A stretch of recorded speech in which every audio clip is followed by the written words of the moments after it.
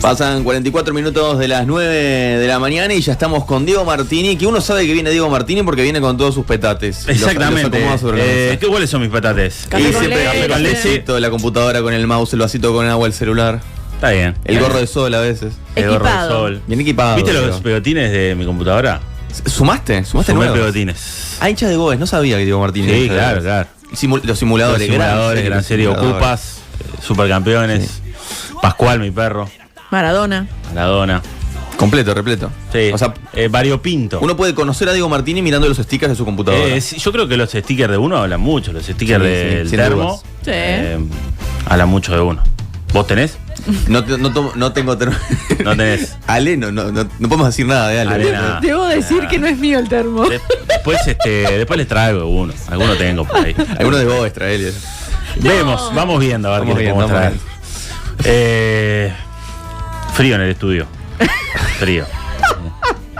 Me van a seguir yo estoy bárbaro. por esto. Yo estoy bárbaro. Es en el otro laburo, en TV Ciudad, gente muy enojada. ¿Sí? Juancito Aldecoa, que le mando un abrazo, muy enojado. ¿Pero por qué? Por el aire, se abriga y dice, no, acá no se puede trabajar así. Por supuesto. Hace calor. Coincido con él. O sea, vos sabés que es una guerra. Esto es una guerra. Sí, el aire acondicionado. Lo dijo Bianchi. Lo que no veo en tu computadora, Diego, es ningún sticker de Jesucristo, de María. No veo nada religioso en tu computadora. No por el momento. Sí, Dios está acá. Bueno. Dios pero es otro tipo de entidad. Dios está acá.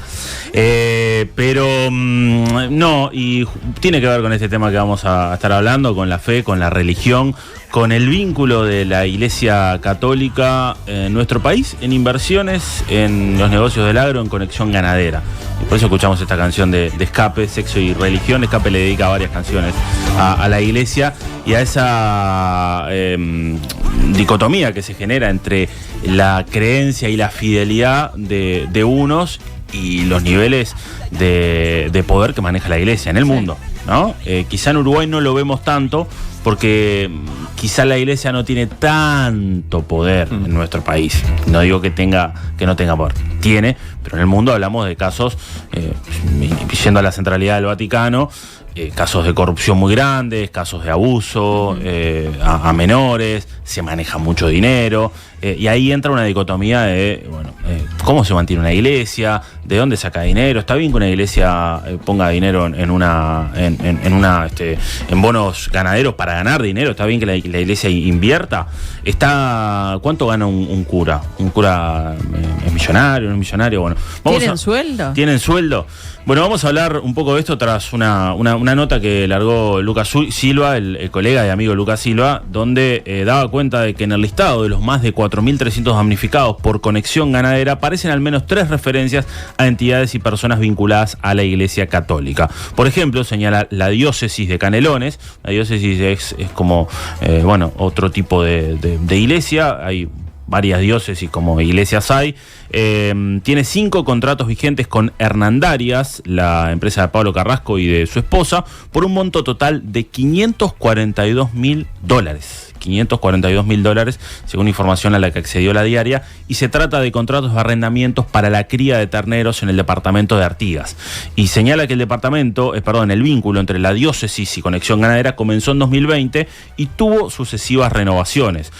Curioso que en el momento que no sabíamos qué podía pasar con el dinero, que era un momento de la economía duro, el 2020, por la causa de la pandemia, una iglesia decía invertir, teniendo dinero, y decía invertirlo, en la bolsa, por así decirlo. Un momento muy riesgoso, digamos. Bueno, uno de los contratos venció el pasado 27 de enero y los 4 restantes tienen fecha de vencimiento durante el primer semestre de 2025. El último recién caería el 27 de junio. El obispo de Canelones, Bodeant, le dijo a La Diaria que estas inversiones se realizaron gradualmente y que esto comenzó con el obispo anterior y que se fue continuando con la inversión para el funcionamiento de la diócesis, que era algo bueno, porque nos pagaban los intereses en fecha y eso nos aseguraba el cumplimiento de muchas obligaciones, sentenció entonces Bodeant, quien también brinda una explicación de por qué decidieron utilizar esta herramienta, que parecía a la que dan otros damnificados, invirtieron en Conexión Ganadera porque se trataba de una empresa conocida que tenía 25 años de trayectoria y que era liderada por empresarios con presencia pública, que inspiraban confianza, cumplían con sus compromisos, y en ese marco, desde la diócesis, decidimos continuar con ellos y ahora lo lamentamos, como el resto de los afectados. La mayor parte de nuestro dinero estaba ahí, no es que tengamos mucho más, para nuestra economía es un monto muy importante. Y bueno, esta situación tomó conocimiento para la Iglesia cuando tomó estado público que la empresa Conexión Ganadera tenía un pasivo de 250 millones de dólares. Entonces, bueno, se sumaron al grupo de los damnificados y personas que lamentablemente están en esta situación en el momento, y señala el párroco: nuestra preocupación es la misma que tienen todos, pero bastante claro que será muy difícil recuperar todo lo que se invirtió. Es terrible lo que está sucediendo, y el obispo de Canelones teme que haya afectaciones sobre el funcionamiento de la diócesis, pero confía en que se encontrarán soluciones. Bueno, acá la diferencia con los otros damnificados es que ellos apelan a la fe, ¿no? Tienen esa ventaja, que pueden apelar a la fe. Es lo último que se pierde. Y tiene llegada directa allá arriba, ¿no? Tiene, por lo menos, conexión directa. Tiene, sí, no Conexión Ganadera. Ahora tendremos que ver cómo nos organizamos de otra forma, cómo conseguimos recursos y nos ajustamos. Nos pasa lo mismo que a cualquiera que de repente encuentra algo que tenía, que ya dejará de estar. Hablamos sobre esto, primero que nada les quiero hacer escuchar, porque otras de las iglesias damnificadas incluyen a una iglesia de Florida. El párroco César Buitrago tiene dos contratos con Hernandarias por un monto de $127.000, uno de $127.000 en total, uno de $108.000 y el otro de $19.000. Buitrago es colombiano y era muy cercano a Gustavo Basso, muy amigo de él, quien era devoto, digamos, de la iglesia de Florida. Y bueno, esto decía Buitrago de cómo se dio esta situación. Pero además sabemos perfectamente que cuando todo marcha bien no pasa nada. Cuando hay algo que no marchó bien, como en este caso, pues ahí es que se dice que todo estaba mal. Pero si todo estaba tan mal, me pregunto cómo tantos íbamos a confiar en la empresa. Por eso no quiero hacer juicios, yo quiero que esto se vaya desarrollando y bueno, ya en algún momento tendremos más claridad de todo lo que ha pasado. Usted lo conocía muy bien a Basso. Exactamente, él era de mucha confianza, de acá de la comunidad. Nunca lo voy a ocultar ni a negar, porque yo siempre he dicho, no es de buenas personas negar a los otros cuando no les ha ido bien en la vida. O sea que eso de mi parte no va a ser así. Era integrante del consejo parroquial, lo he dicho siempre, porque esas cosas uno tiene que ser sincero, y gozaba de la mejor confianza de todos nosotros. ¿Le sorprendió todo esto que está pasando ahora? Claro, sorprende, por supuesto, y no solamente a mí. He recibido muchísimas personas acá mismo que han venido a compartirme la preocupación, el dolor, que tenían compromisos económicos para los meses venideros y ahora no van a poder cumplir con esos compromisos. Personas que uno sabe que les afectan en el diario vivir. A otros seguramente tenían cierta solvencia y van a seguir adelante. O sea, a mí me ha sorprendido mucho, me duele y comprendo el dolor y el sufrimiento de tantas personas. Bueno, ahí lo escuchábamos a Buitrago, de origen colombiano. Parece bastante tranquilo él con esto. Bueno, en una parte también declara: mi padre me enseñó que en la vida se gana y se pierde, mi padre me enseñó que hay que poner los huevos en distintas canastas, porque si tenés una canasta sola se te pueden caer todos los huevos. Bueno, reconoce su vínculo con Basso, que era devoto, digamos, de la iglesia. Este dinero, lo que quiere aclarar es que es personal, que no es de la iglesia, que es un dinero personal. Bueno, quizá a uno le cabe la pregunta: ¿cómo cura tiene tanto dinero? probablemente lo tenga de la familia, porque, y ahora vamos a hablar un poco de eso, cómo hacen dinero las iglesias, porque las iglesias no tienen fines de lucro, obviamente. Y un dato más. Perdón, ¿sí? ¿no? Digo, pero esta tranquilidad también tiene que ver con la situación en la que se encuentran, porque no es lo mismo para una persona que trabaja día a día, que tiene el riesgo de perder o no su trabajo, que una persona que está en la iglesia que tiene la situación por lo menos de la comida y el techo ya resuelta. Claro, es tal cual lo que vos decís, y además me da la sensación de que este sacerdote pone el dinero más bien convencido por Vaso, confiando en Vaso de, ¿qué vas a hacer con esta plata? ¿En el banco? Y quizá no, o tenerla así guardada, esta plata. Bueno, deben estar, yo también me asusté. Deben Pensé que la estaba escuchando solo yo. Sería terrible. Sería terrible. Te están avisando de arriba. Callate, te baja la línea de arriba. La inversión también, porque todos sabemos que tener dinero ahorrado es perderlo, ¿no? O sea, vos ir ahorrando en dólares estás perdiendo dinero en realidad. Entonces, el convencimiento es decir, pon este dinero que lo tenés, invertilo. Otro de las entidades de congregación de monjas salesianas, Hermanas Hijas de María Auxiliadora, también invirtió $182.000, también contrato firmado con Hernandarias. Hablar de esto es hablar también de la iglesia y de la iglesia en Uruguay, y uno de los que más sabe es Nicolás Iglesias, con quien siempre hablamos, y esto nos decía. Católica en Uruguay es una iglesia pobre comparada con cualquier iglesia católica de América Latina. Incluso es una iglesia que ha dado déficit que estaba más o menos en los $400.000 y se pudo reducir un poco según los propios informes de la iglesia. Es una iglesia que tiene una estructura más grande, digamos, de la que sus fieles pueden sostener, igual que le pasa a otras instituciones religiosas. Sus fondos provienen de los fieles, de las donaciones de los fieles, provienen de las ayudas de las iglesias cooperación del exterior, que esa rama de la cooperación, 80 en los 90 era muy fuerte, ha ido disminuyendo desde que Uruguay está fuera de los países que reciben cooperación internacional. En el caso de las diócesis, como la de Canelones, que fue afectada por este caso de Conexión Ganadera, en general son fondos que provienen de fieles, de ofrendas, de donaciones. A veces puede haber alguna herencia de alguien que al morir pone en su testamento que dona los bienes a la iglesia. Los dineros de las parroquias los administran los consejos parroquiales, que generalmente está conformado por sacerdote y por laicos. A nivel de las diócesis son los obispos que, junto con su consejo administrador, llevan adelante la administración del dinero a nivel de las diócesis. Bueno, en este caso la Iglesia Católica, hizo una inversión en un negocio que era considerado lícito, ¿no? Puede haber una discusión más moral, digamos, de qué se hace con el dinero de los ahorros de una parroquia o de una diócesis, que es ético o no es ético invertir el dinero. Y han habido grandes discusiones a nivel, por ejemplo, del Vaticano en relación a dónde se invierten algunos ahorros que sí son más sustantivos, y en qué tipo de empresas es ético invertir o no. Bien, hay un pantallazo de los dineros que maneja la iglesia. La principal es donaciones. Hay personas que fallecen, no tienen herederos y le eligen dejar en herencia su capital a la iglesia, a distintos tipos de iglesias. Ahí señalaba Nicolás justamente que las diócesis manejan menos dinero aún, este tipo de diócesis como la de Canelones y Florida, que solamente se nutren de dinero que ponen sus fieles, sus creyentes.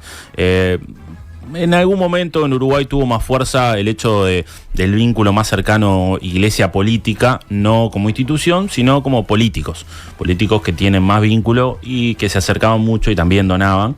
Él señala también, Uruguay en los 80, 90 tenía una cercanía mayor y una donación también mayor de dinero que hoy parece más lejana.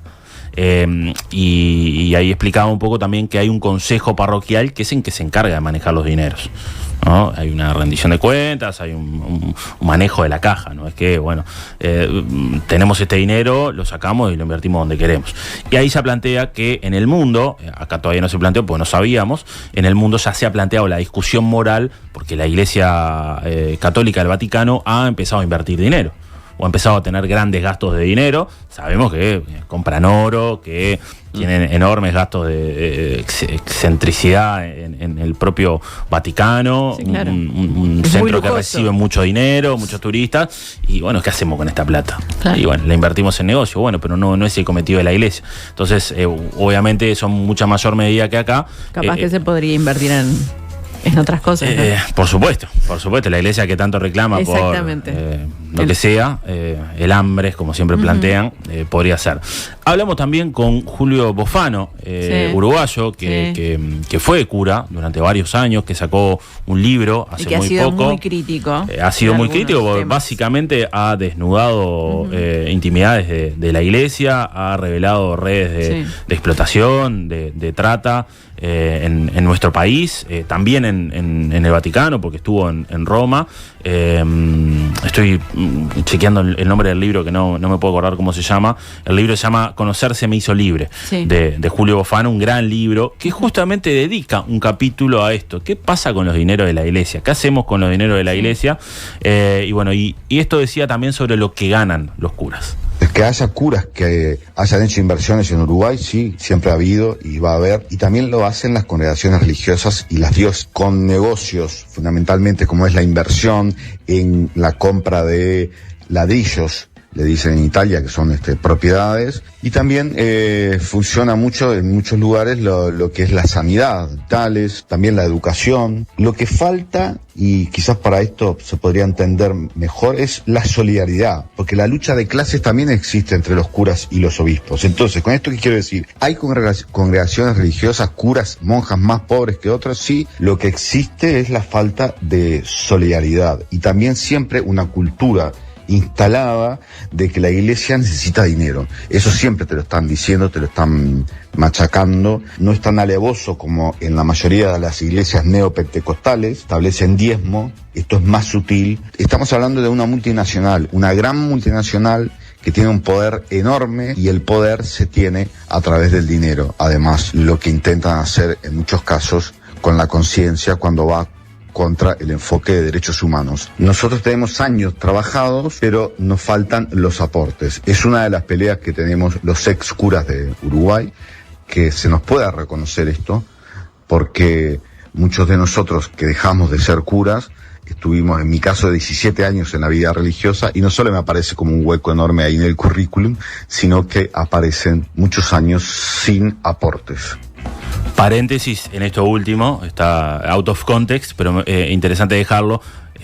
Tiene 17 años trabajado y claro, dice, estamos peleando porque se nos reconozcan en el BPS esos años, porque cuando me quiera jubilar o algo no voy a tener años de laburo, cuando yo se los dediqué a la iglesia. Claro. No tendrían que aportar para eso, ¿no? Porque es la queja que ellos dicen. Claro, están exonerados de impuestos. Exactamente. La iglesia está exonerada de un montón de impuestos.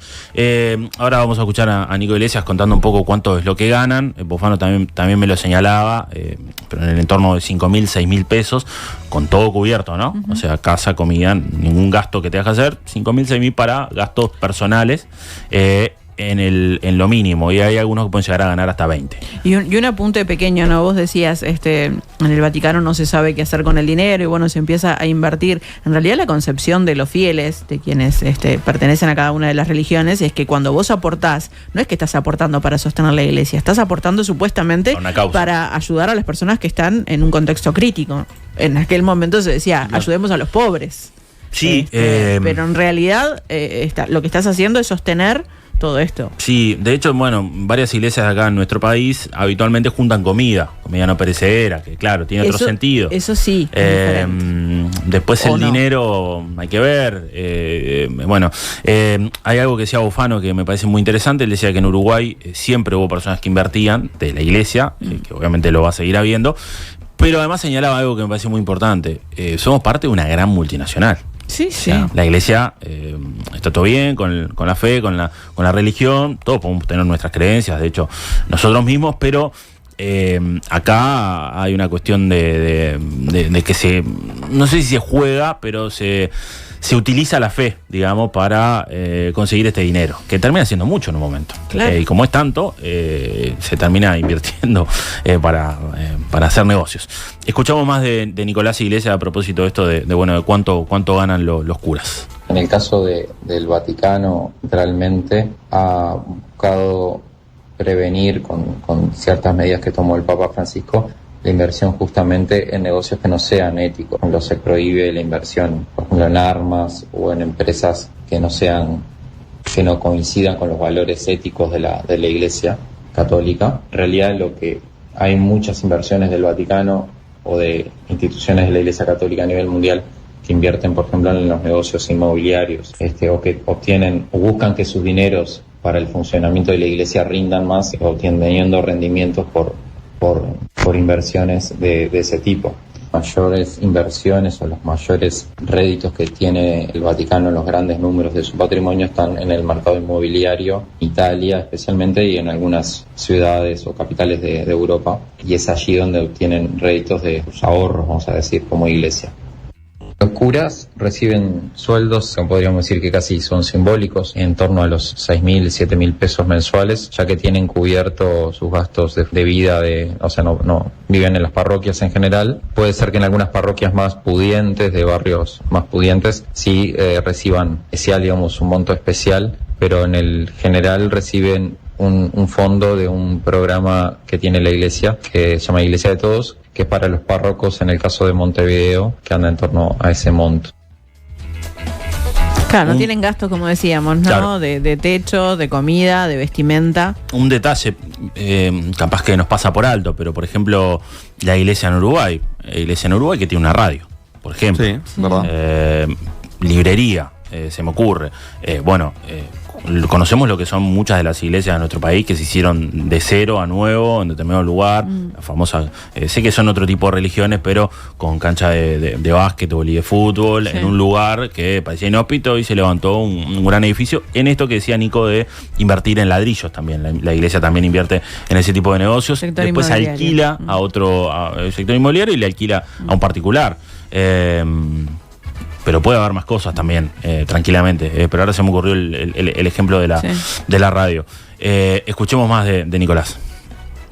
Creo que de alguna manera nos saca un poco el romanticismo que tenemos quizás en la mirada sobre las iglesias y el dinero. En general tenemos una visión más crítica como sociedad en el manejo que hacen algunas iglesias neopentecostales sobre las donaciones de sus fieles, pero no miramos tanto el manejo del dinero sobre la Iglesia Católica. Digamos que da cuenta un poco de la falta de conocimiento que tenemos sobre la dimensión económica que tienen, el manejo de flujos que tienen las iglesias y las religiones. La Iglesia Católica Uruguaya no es una iglesia rica, al contrario, es una iglesia pobre, con pocos recursos, incluso con dificultades para sostener a sus sacerdotes, sostener sus templos, que se enfrenta a dificultades económicas. Y seguramente en esa necesidad de tratar de hacer rendir el poco dinero que tienen es que se hicieron estas inversiones, tomando unos riesgos. Con el diario del lunes fueron riesgos muy altos, basados, según lo que se ha trascendido, en la confianza que también justamente uno de los directores de Conexión Ganadera, Basso, era un fiel católico activo en su comunidad, y eso generó posiblemente que la propia Iglesia Católica confiara en un negocio que se mostraba para toda la sociedad uruguaya como un negocio confiable. Eso, después de la discusión de si está bien o no que una iglesia invierta en un negocio lucrativo, el punto es después qué hace con ese lucro. Pero sin duda hay una discusión, hasta podríamos decir impositiva, de si está bien que instituciones sin fines de lucro, como son las iglesias, puedan usar su superávit en negocios lucrativos. Eso es una discusión que no está para nada saldada en nuestro país. Bueno, ahí es donde se plantea el eje, por lo menos, de este informe, de por qué la iglesia invierte dinero para ganar más dinero. Después te lleva otra pregunta: ¿qué hace con ese dinero que gana? ¿Lo invierte en obras, en nuevos edificios, en nuevas sedes, para buscar? Hay iglesias que permiten que personas pernocten, les dan alojo, les dan comida, etcétera, y otras que no. Hay iglesias que trabajan con grupos de jóvenes y que los ayudan. Exacto. En diferentes situaciones. Digo, no vamos a descartar todo esto, que está muy bien, ¿no? Sobre todo pensando en los grupos de jóvenes, que se ve mucho en los barrios, eso, ¿no? Exacto. Y yo acá no quiero meterme con la fe, eso es muy personal, es de cada uno, y bueno, es totalmente válido, pero algo que plantea Nicolás es, bueno, esto pone sobre el tapete que estaría bueno que empecemos a ver qué pasa con los dineros de la iglesia, que muchas veces terminan siendo de aportes de los propios fieles. Bueno, ¿qué pasa con ese dinero? ¿Qué se hace? Bueno, hay como también, hay como a veces esto quedaba sobre, era como un mito, lo de los curas cobran. Bueno, lo averiguamos. Los curas cobran, ¿cuánto cobran? Pero los curas también hacen casamientos, van a bautismos, van a velorios. Porque es verdad. Cobran, no cobran, cuánto se les da, cuánto no se les da. Incluso contratar la iglesia para un casamiento, para un bautismo, todo eso tiene su costo. Sí, algunas mucho más que otras. Y algunas muy elevados. Sí. Totalmente. Después está el tema de los colegios católicos también. También. Colegios que son de la iglesia. También. Ese es un buen punto que no lo había. Son caros. No lo había pensado. Bueno, una universidad. Lo que pasa es que la universidad también viene eso sí. de la multinacional de la iglesia. Pero sí. Eso. Y por último, quería, saliendo un poco del tema de la iglesia, hablé con uno de los damnificados de Conexión Ganadera y tiene la particularidad que es argentino. Y que dice, bueno, ahora lo van a escuchar, se van a dar cuenta porque es argentino. Dice, bueno, no invierto en mi país, porque en mi país no tengo confianza en nada, porque esto nos cagan, no sé en qué meterla, la traigo a Uruguay y me pasa lo mismo que en mi país. Y la verdad que no lo puedo creer. Estaba buscando invertir algo ahí en Uruguay, sabiendo, bueno, que pensé que era un país serio, ¿no? Que estaban las cosas bien manejadas, la trazabilidad del ganado, 30 años de historia. Bueno, me metí en internet, vi Conexión Ganadera, me puse a investigar, todo perfecto, siempre pagaban, tenían carnicerías en Estados Unidos, un poco de todo. Bueno, el tema es que un día me voy a Florida a verlo a Vaso, lo conozco a Vaso, chanta, encantado de serpientes, ¿no?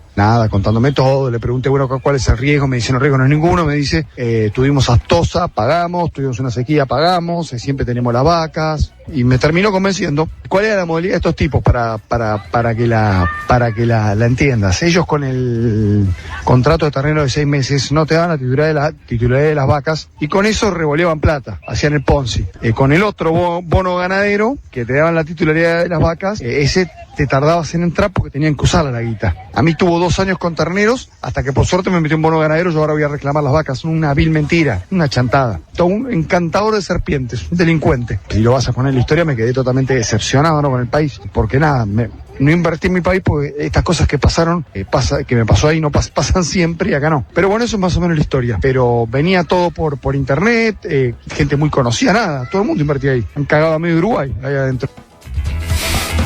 Claro.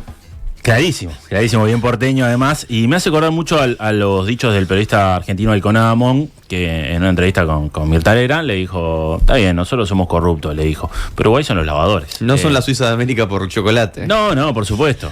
Uruguay son los lavadores. Y bueno, y esto tiene que ver con la falta de controles, también hay un punto, no lo digo que sea de este argentino damnificado, que muchos argentinos también, a sabiendas de que en Uruguay se flexibilizaron varios controles antilevado, vinieron a invertir acá. Claro. Eso es un dato que surgió, que obviamente se celebra por parte del gobierno, pero también hay que ver eso, que ante la flexibilidad de normas de control, sobre todo con cambios que hubo en la LUC, muchas personas, yo lo dije en el primer informe que hice de Conexión Ganadera, también de Uruguay, pusieron su dinero acá y son personas bastante importantes a las que no se les puede deber dinero, por eso también Carrasco hoy está intentando cumplir. Pero nada, la visión de un argentino que dice, me decepcionaron, la verdad me decepcionaron como país porque se dio esto, y bueno, contando ahí alguna perlita más de Vaso, de cómo lo convencía de que tenía ganado. Bueno, ya sabrán, habrán dado la noticia que ahora la justicia intervino y designó un interventor para empezar a rastrear las guías de los ganados para ver si realmente existen o no, y bueno, y ver los activos que tiene Conexión Ganadera. Un cuento que no va a terminar, que va a seguir para largo. Diego Martínez, muchas gracias. Gracias, tengan fe. Nada que perder. Nada que perder. El periodístico de M24. Nada que perder.